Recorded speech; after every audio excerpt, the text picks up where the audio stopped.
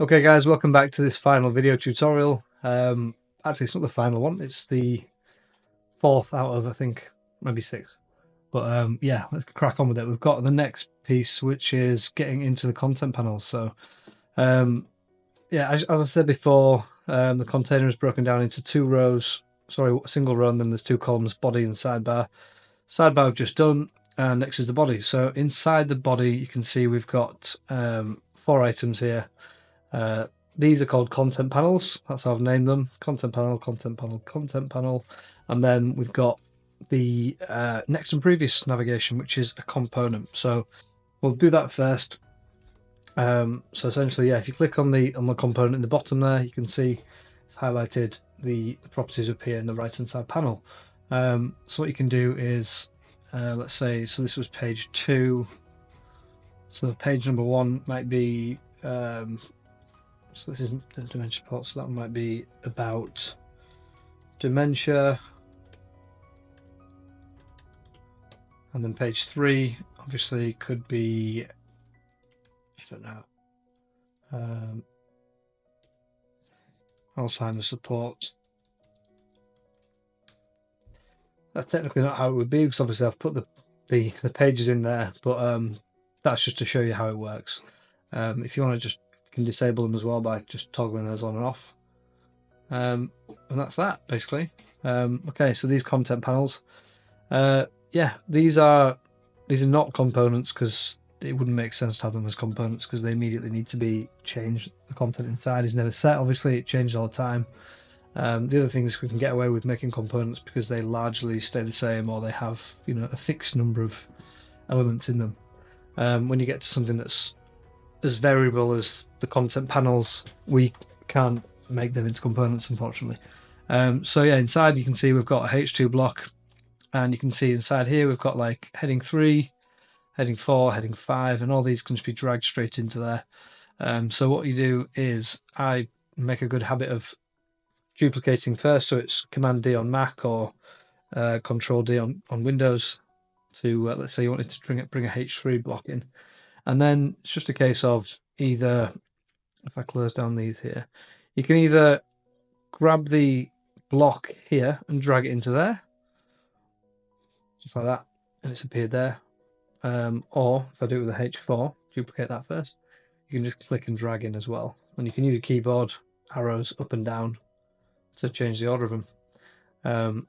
So yeah, that's basically how you drag those in.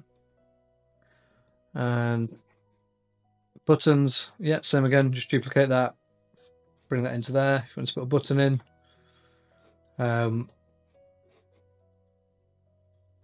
change the button, just make sure it's highlighted, the top level component, the pink one with the diamond outline, because you know that's a component. And then you can either select from primary, which it's on by default, or we've got like secondary, error, which don't really use those ones, but they're in there anyway. Call, form, and email. So if you want to have an email one, that's already loaded in with the correct icon. You just put, you know, send an email to the dementia support team, and that would sort that for you. There's buttons, and then we've got accordions here. So if you want to drag an accordion in, you just again duplicate it, drag it in line here, and then you can change the heading to whatever you want it to be. Dementia groups in East Yorkshire. And then you could duplicate that again if you wanted to show an opened, I mean. So basically, after you duplicate it, you could switch the state here to open. And then what you need to do is, if you want to change something inside this, because it's at the minute it's still a component, we can't add things inside a component. So you have to right click on it and you have to detach it. So you right click, detach instance, which is there, click on that, and you can see it's now broken it off into a set of just a set of standard elements there. We've got the header, which is obviously contains the container, and then it's got the title and the icon in. And then you've got your content in there.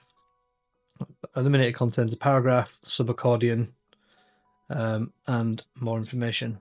And again, if you wanted to drag in, let's say heading 4, you just duplicate that, drag that into there,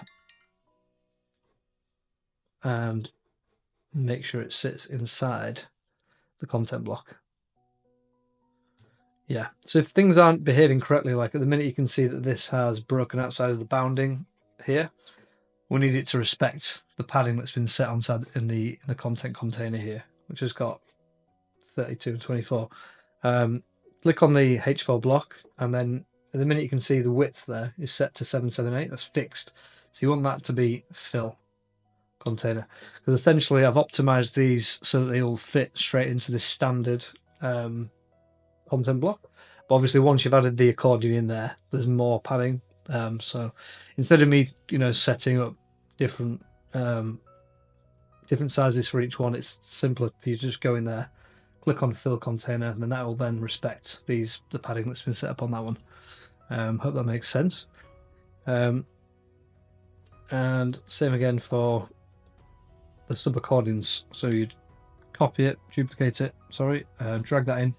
This one's been set up, obviously it's smaller than all the rest. It's set up to, because it's probably only, it's going to only ever sit inside an accordion. So this one you don't have to mess around with the width. I've already fixed that for you. Yeah, fill, it's already set to that. It's perfect. And then basically, again, if you had one that was closed, it would look like that. If you wanted to duplicate that and do one that's open, you'd set the state to open. And from there, you can go in, right-click it, detach instance, and now you're able to, add headings and text and everything back into there like you would do. So that's your accordions covered. Got inline notices. Again, you can just drag these in anywhere you need them. And zoom in a bit so you can see what's going on. Yeah, you've got a few options here. At the minute it's on success, but it's typically going to be on information. Informative, or maybe warning, probably the two most popular ones. You've just got the title there, so that could be please note, and then you've got your description in there, and you can turn the description off if you want to, but that's probably typically going to be on there. So that's that one, and then we've got asset downloads as well, so I'll duplicate that, drag an asset into here, and again, just like with the inline notices and everything else, you get the option to switch between PDF, Word, Excel, and ignore the platform one. That's largely going to be the same. So we've got a PDF. We could be putting, dementia worksheet 2005. Not sure, just making this up off the top of my head. Last updated 4th of June. If I can spell 2025. And that updates all the text and obviously keeps all the styling standard throughout every single one. That's that really. If you've got any questions or anything, just don't hesitate to reach out. I'll help you with any questions you've got.